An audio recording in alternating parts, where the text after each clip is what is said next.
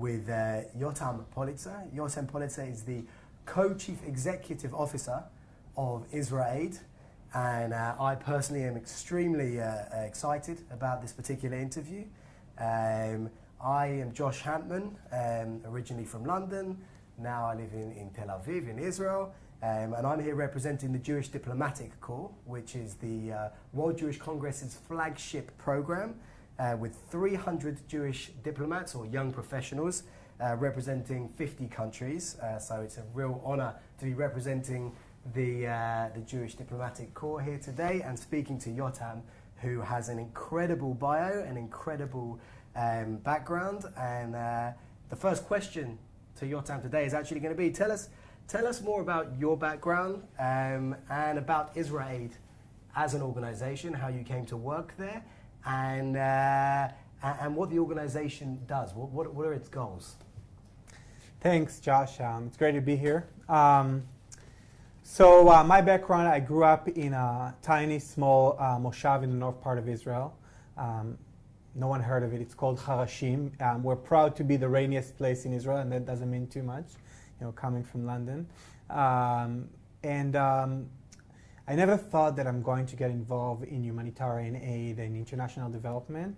But before my army service, I did what we call in Hebrew Shnat Shirut, a service year, which is a gap year to work with Ethiopian Jews. With the Scouts? Not with the Scouts, with another youth movement, but yeah, better than the Scouts. No, it was an eye-opening experience because that's where I think I really developed my passion, not just for service or for humanitarian, but actually for building bridges with other cultures. So I call what I do active anthropology, as opposed to just reading about it, actually going and doing it. And in my military service, I was in the Nachal unit, so I was part of my service I was a combatant, and part of it I was doing humanitarian and educational project with the Bedouin population in the Negev, who are Israeli citizens, who are Israeli Arab citizens. And then I learned some Arabic, which didn't think would be so useful at that time, but proved to be really useful when later we started working with Syrian refugees as part of Israel. And then after my army, I did what every Israeli do. I followed the Hummus Trail. Mm-hmm. And the Hummus Trail led me to Nepal after 6 months in India. The hummus was not that good, but it was a little bit of a curry taste. Went to Nepal. I wanted to do a trek with a friend who was just released from the Sayeret Matkal, from the Matkal Commando Unit. And we did a 21 days trek in 9 days. And I didn't want to run, but he was really about getting on the top of the mountain and getting back. And when I went back, I saw in Chabad House, of course, which, by the way, Nepal has the biggest seder in the world. I don't know if you know that, but just random information. But there's about 2,000 Israelis who are celebrating the seder there every year. But anyway, I saw an ad that invited backpackers to do volunteering with street children. Thought that sounds like fun. I'll do it for 2 hours. I was with another great organization called Tevel B'Tzedek. It's still active there. It's bringing Jewish and Israeli volunteers.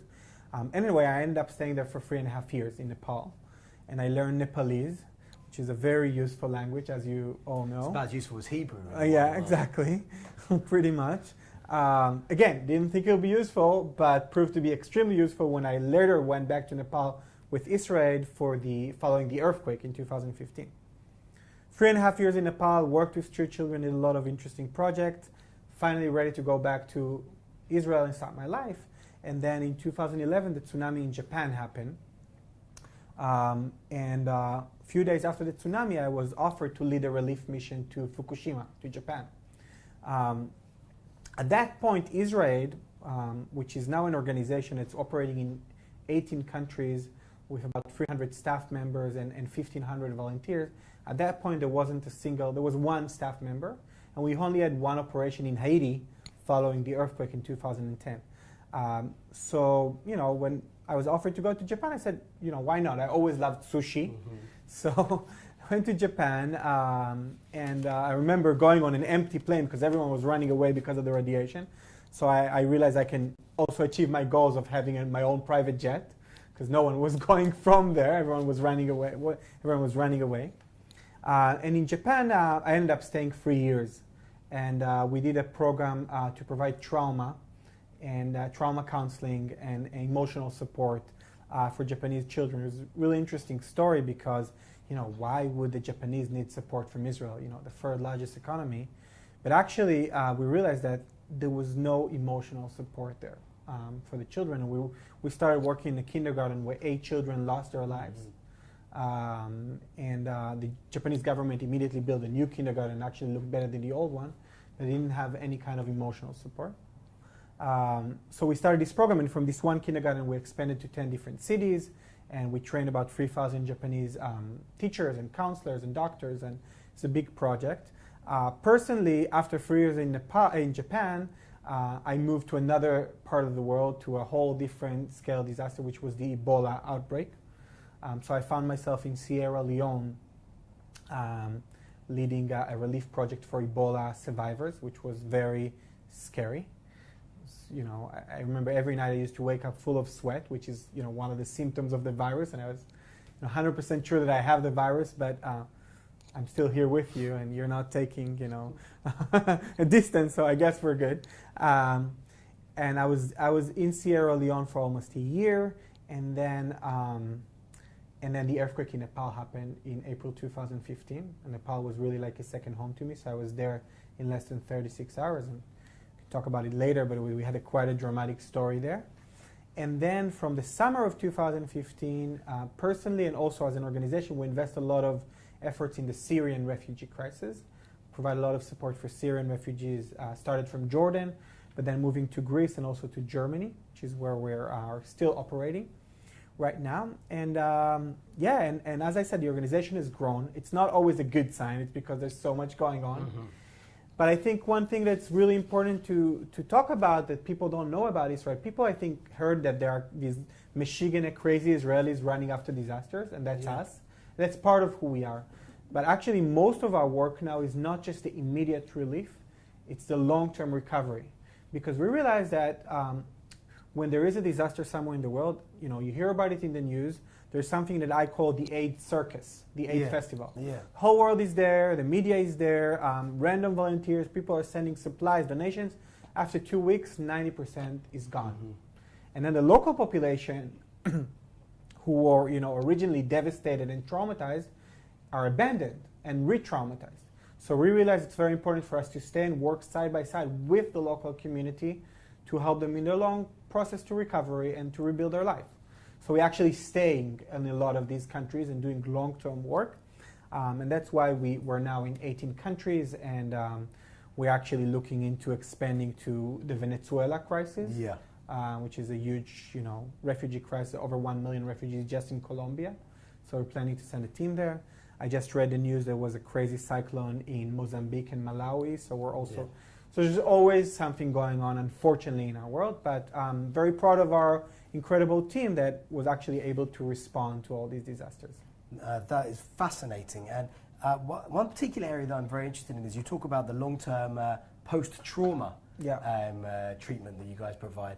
Israel has a very good name, I know, in academia in this as well. You have Tel Chai College in the north where they have some experts and they send rapid response units down to Sderot to help the children. What sort of partnerships and cooperations do you have with Israeli expertise in the field of post-trauma, and how do you sort of implement that and export it out into these danger zones? So Israel's goal and vision as a whole is to take all the extremely incredible, technology, which is both tech-related but also human resources and models and that developed here in this country, and take it to the most vulnerable communities around the world. So we work with all the different hospitals, the universities. We have great partnership with Tel Chai College that you mentioned, and we send these experts that are working here in Sderot or in Kiryat Shmona on a daily basis. We're sending them to Nepal or to Japan or to the Syrian refugee crisis for programs to provide trainings. So again, because our end goal is that the local population, the local community will be able to support itself. Mm-hmm. So essentially, we want to create a situation where we're not needed, where really they have the skills and the tools to support themselves. So we're taking, in fact, the story in Japan was really interesting because the first activity that we did there, which was like an art therapy activity, was with a therapist who used to work for many years with kids in Sderot. Right. So she came there and she took the same activities, the same models. They're using non-verbal therapy because you didn't need a language for art therapy. And she used it with the Japanese children, and they were able to really finally express themselves and release their stress. And that developed to a very big project in 10 different cities. So our goal is really to take this Israeli expertise. And by the way, it's not just in trauma, where we have a team of water engineers. Again, because of our own problem of water scarcity, we developed so many incredible technology and models that could be used in places like Sub-Saharan Africa or Southeast Asia, where they have a lot of water-related issues. So our goal is to take these experts from here and bring it to the basically most complicated and challenging environments that you can think of. And do you receive support from the government, or are they from the Israeli government? The Israeli government, are they a help? Are they a hindrance? And what about with the IDF? Because the IDF are also often the first on the ground. So it's a great question, because we work in some places where the Israeli government don't have presence for different reasons. We can touch base on that later. But so when there is an embassy, an Israeli embassy, obviously they are great partners of ours, and they help us a lot with the logistics and the connection and the communication with the local government, which is a key to the success of any project. We collaborate with different ministers at different levels. It's limited. We always want more collaboration, but at the same time, in some countries like Indonesia, Bangladesh, Iraq, where we actually operated, it was easier to do it without, not just without the Israeli government, but also to be a little bit under the radar. Low profile. Yeah. I mean, how does the name, obviously you mentioned Bangladesh, Iraq, you talked about Syrian refugees, Indonesia. How do you operate in these places when the first part of your name is a big Isra before the aid? Yeah, not only that, if you look at our logo, it's a big Star of David, so that's even more visible. I have a lot of stories about that. Like, look, first and foremost, when we send our teams to these areas, we have to take, under consideration the security and the safety of our staff. So we will never put our staff in risk. And if that means that sometimes we can't come with the logo and the flags and the T-shirts, we'll do it. With the Syrian refugee crisis, it's actually really interesting because a lot of our work is, as I said, in Greece and Jordan. Yeah. Well, in Jordan we have diplomatic relations, but in Greece, in Greece since the summer of 2015, hundreds of thousands of refugees arrived. Over 1 million crossed Europe through Greece. The majority of them came through the island called Lesbos, and they're coming on these rubber boats that was supposed to originally carry maybe 30, 40 people max, but we actually seen 150 people on boats. I mean, I personally saw 153 children, women, disabled. I think I saw a 94 years old Syrian lady. And it's only 4.1 miles between Turkey and Greece, but because a lot of people didn't know how to swim and the boats were overcrowded and the water could be rough, we lost in these 4.1 miles over 3,000 people. Now, I can talk for hours about the refugee crisis, but we actually call it the refugee opportunity. Because think about it, these are people from Syria, Iraq, Afghanistan. We recently also received a lot of people from Iran. They never met an Israeli person in their life, let alone a Jewish person. And the first people they see when they reach the coast of Greece are this group of Israelis. And our Israeli identity was quite visible with the name Israel and with the Star of David. So we always joke that they probably think they took the wrong boat.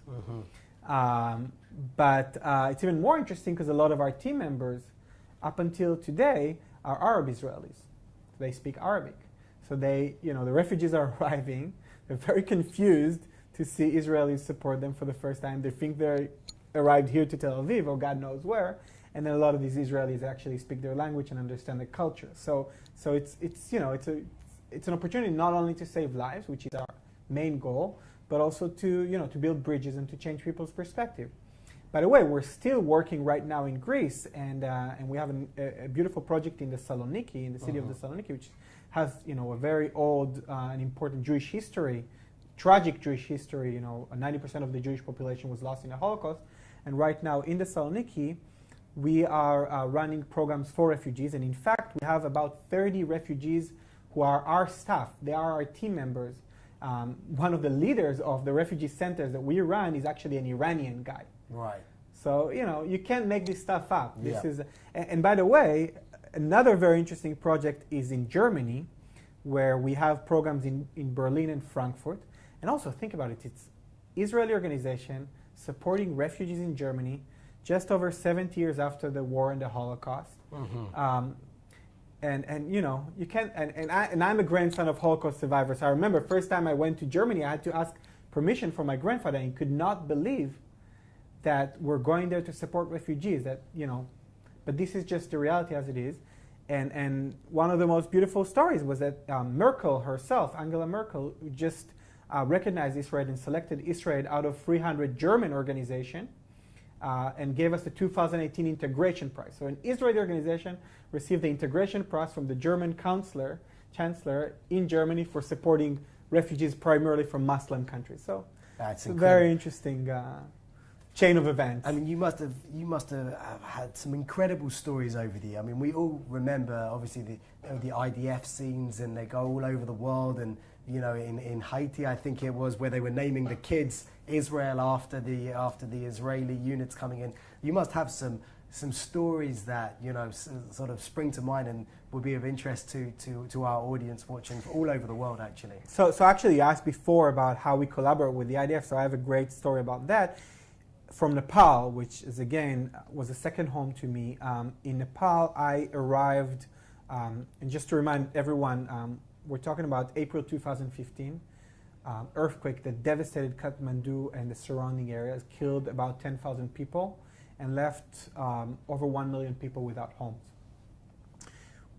I arrived there in less than 36 hours after the earthquake, but unfortunately we had a serious problem, because soon after I landed, there was a second earthquake, and what we call an aftershock.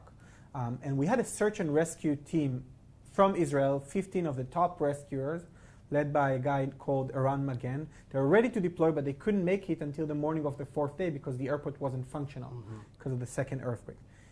The fourth day was really late because we know the first 72 hours are the most critical. Chances of finding anyone alive beyond that stage is really close to zero.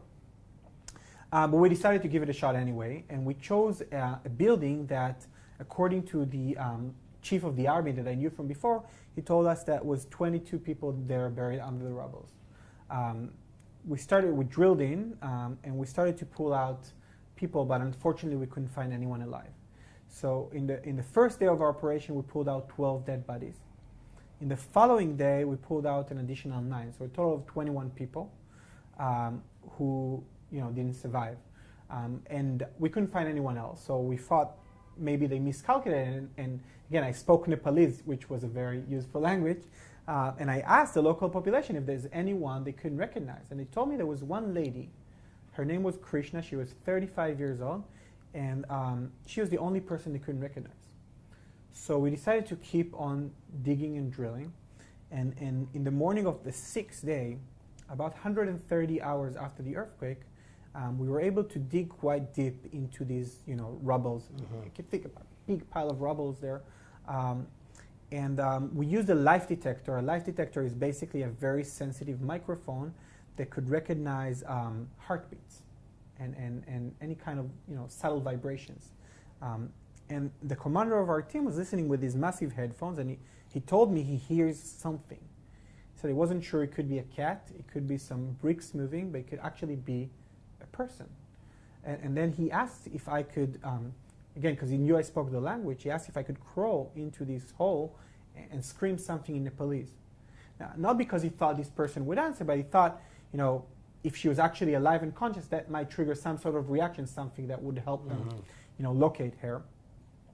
Again, I'm not a rescuer myself. I was in charge of the whole operation, but so I was crawling, and because if I moved my head in the wrong direction, the whole thing could collapse not only on me but on the team behind me and potentially this last survivor. And when I reached the deepest point, I screamed something in Nepalese. I'll say it here. It may sound a bit weird. I said, "Yaha koko hunhuncha." Yaha koko hunhuncha. It's actually a bit of a funny story because I was telling this story in a university in Boston at Harvard a few months ago to students, and one of the students was Nepalese, so she started laughing. And when she heard me, speaking Nepalese, and all the other students looked at her, why are you laughing? Such a dramatic story. And the reason she was laughing was, what I wanted to say was, is there anybody in there?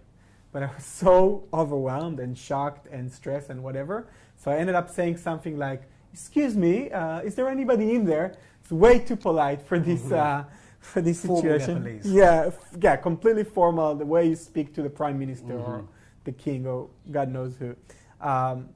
But anyway, it's really an unbelievable story. Somehow, down from the rubble, not only that we were able to recognize the movement, but this lady who survived for 130 hours without food or water. Unbelievable. She was able to make a sound, and she was whispering the word dukcha, which translates to "it hurts." I mean, pain.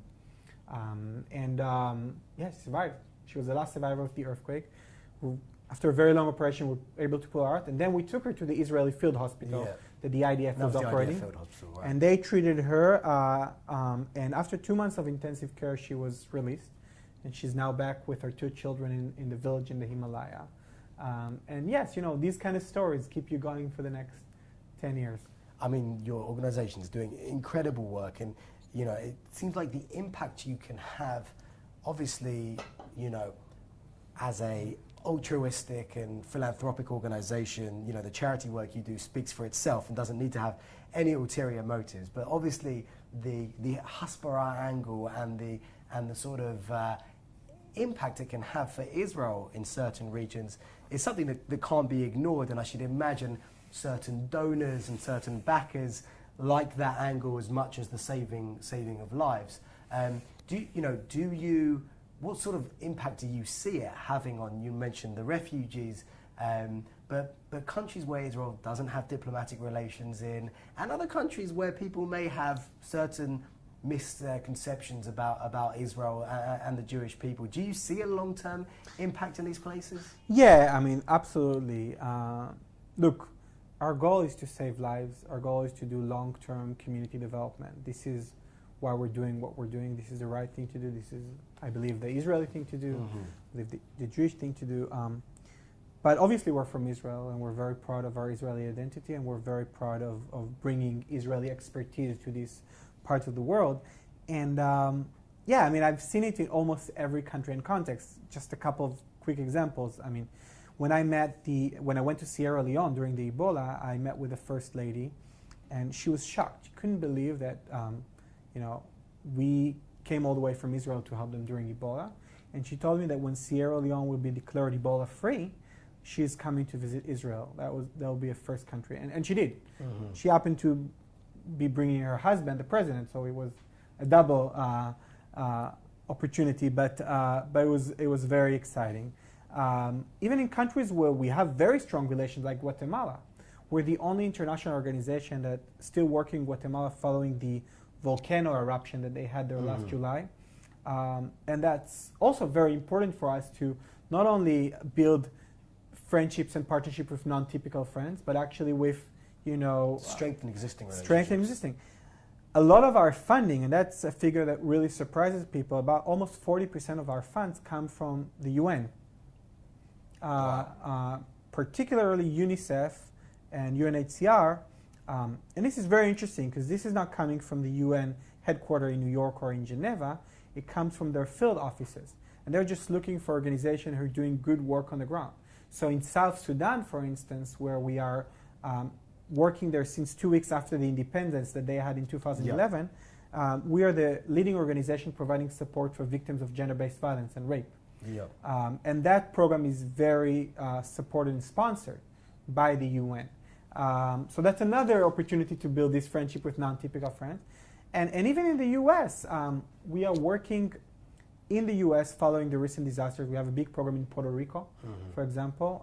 We're building water filtration system. We're doing a lot of the trauma there. So a lot of these people, it's the first time they've seen an Israeli person in their life. A lot of them, they're called as the IsraAIDs, which is an interesting thing. And even we started recently, and this is something that we would love to partner more with WJC, we started to bring a growing number of non-Israeli volunteers to our program, both Americans, but also we have a lot of program in Latin America. So we're always looking for volunteers. We started doing this program in campuses including the places that consider to be hostile with BDS. I can tell you personally, I did more than 50 campus events in the last 3 years, and I never had a single demonstration. Quite the opposite. Usually the students are lining up and asking how can we get involved, which is a really interesting, because we found something that you probably know, that the younger generation really interested in this kind of work, in humanitarian work. They just never knew that they could do it with an Israeli organization, and that's sort of the opportunity that we're looking to provide to these people who are passionate about that kind of work. And so what do you see as your vision, your sort of mid to long term vision for IsraAID? Is this and how can we help as sort of the World Jewish Congress Diplomatic Corps, the World Jewish Congress as an organization? What role do you think is there, so maybe for the government to help you, for private donors? What do you see as the sort of long-term goal for the organization, and who can help you, get to that goal? Okay, that's right. I believe that we're doing three things: saving lives, which is the emergency immediate relief; changing lives, which is done mainly through the long-term programs; and building bridges, which is how through saving lives and changing lives, we're actually able to build a lot of bridges. So my long-term vision is to save more lives, change more lives, and build more bridges. It's not necessarily about the number of countries. I don't necessarily see ourselves in 10 years in 100 countries. I think we're in a good amount of countries, and we can always deepen our work. But I totally see ourselves as one of the leading international humanitarian NGOs. I mean, people know Red Cross, people know Doctors Without Borders, they should know IsraAID. Mm-hmm. We see ourselves as equal, and we have advantages that, in specific areas, like the trauma, we call it protection and psychosocial support, like the water and sanitation. These are fields that Israel as a country is a world expert, and we see ourselves as the representative of Israel, bringing these expertise and skills to, again, the most vulnerable communities around the world. The other part of the vision is that we really believe that Jewish community, and that's where I think WJC can play a major role, we really are looking to partner with more Jewish communities. And that means, first and foremost, that we really need your help with spreading the word. I don't think enough people know about it. And even when people hear about our work, they think that we're going for 2 weeks and we're going out. People don't know that we actually stay in these countries. So this is a story that's very important to tell everyone, both in the Jewish community and beyond, and obviously in places like the UN and on the diplomatic arena. The second thing is we're really looking for volunteers. And it could be volunteers to help with advocacy and communication. It could be also volunteers who want to do hands-on work. We're always looking for more people, especially if they speak languages like Spanish, like German, like Portuguese, and others. So this, I know that WJC has a huge network in Latin America, and we're right now operating in Puerto Rico, in Mexico, in Guatemala, and we're looking into starting the project to support Venezuelan refugees. So the needs are endless. Mm-hmm. So we really need more people. We're very open also to bring our representatives and speakers to these communities, to share these stories, so people would have like a first-hand exposure and experience. And we're also very happy to invite influencers and key leaders, even if they have their own day job and they're not a doctor, they can't volunteer, but they want to come and see the work for a few days to learn, to be well educated, and then bring it back to their communities. This is another thing that we're very happy to do. Well, I mean, that's an incredible summary of your work. And I think, as I said, as a representative of the Jewish diplomats, the young Jewish diplomats, although from all around the world, there are lots of opportunities for us to get involved. As you said, we can volunteer, right? And that could be on projects. Absolutely. Right? That we could we also? I always like to, before I made Aliyah, when we would go on vacation, we would try and combine vacations with a week or two of volunteering. Is this something that's a possibility?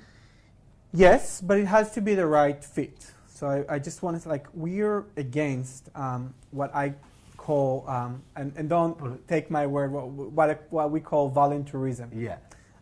Which is where different organizations are taking volunteers who are not necessarily skilled to do work that sometimes costs a lot of money, so it's like a business, and sometimes could do more harm than good. I can share a lot of stories. So we would always look to tailor it to the volunteer skills. So for instance, if you have skills in communication and storytelling, for example, we would probably use your skill as a storyteller, to get the word out and to do some writings and reporting, stuff like that. That could be extremely valuable for us. So it's not just about hands-on doctors and nurses. Sometimes the field of communication, photographers, writers, fundraisers, absolutely, could be extremely valuable. And sometimes it's not just about what you're going to do on the ground, but you will be coming to what we call an educational trip to learn. And then your goal, or what we would love for you to do, is take it back to your community and help us spread the word. Because we really realize that, with social media, with everything, our best way is to spread the word is the right ambassadors. And I think that what WJC has mastered through the Jewish Diplomats program and other programs. So we really need more people to know, and not just about the immediate relief, but also about the long term. Perfect. So we're going to call out today to the Jewish diplomats of the World Jewish Congress, and we're going to offer our help to your organization. As you said, we come from all over the world, from a whole host of different backgrounds. My background actually is I'm in communications. We talked about it before, and obviously we would love to help however we can. And I'm sure as well, if you go across the 50 different countries where we're represented, and you mentioned the Venezuelan crisis now. Right. When you'll probably go to Colombia, I should imagine. Yeah. When you get to Colombia, you're going to need people who know the political system, who know the press, who know how to get past the bureaucratic Absolutely. Sorry to cut you, because this is a really important point. For us, the local partners, are the key people. And we hire a lot of them, by the way. A lot of our staff, right now we have about 300 staff globally. Many of them are local staff that are doing exactly that, doing all the logistics, the coordination, the translations, because there's so much bureaucracy. And if you don't have the right people and the right contacts on the ground, your efforts are worthless. And we've seen, and that's actually something else that kind of differentiates IsraAID from other big organizations. Many of them are stuck in the airport. Getting the approvals and permissions, and we pass behind with a team of 4 or 5 people. Like a good Israeli. Like a good Israeli, exactly. But this time it's for a good cause. Don't like standing in line. Exactly. So we took that and we mastered it, but actually to do some good stuff in the world. So I'm not feeling very guilty about passing these lines. Using Israeli chutzpah to save lives. Yotoam, one disaster at a time. Exactly. Well, first of all, can I just say it's been a real pleasure to meet you and to talk to you. Same here. I have a good feeling that with our network and expertise and skills all around the world, I think there could be a developing partnership here to do some. We would really love that. We would love that, and we're really excited about the opportunities. Thank you. Thank you. All right. נמשיך לדבר. Okay, so we can see it. Well, we should definitely sit and brainstorm. Would love because to. Yeah. First of all, irrespective of the massive network, I don't know all 300 Jewish diplomats.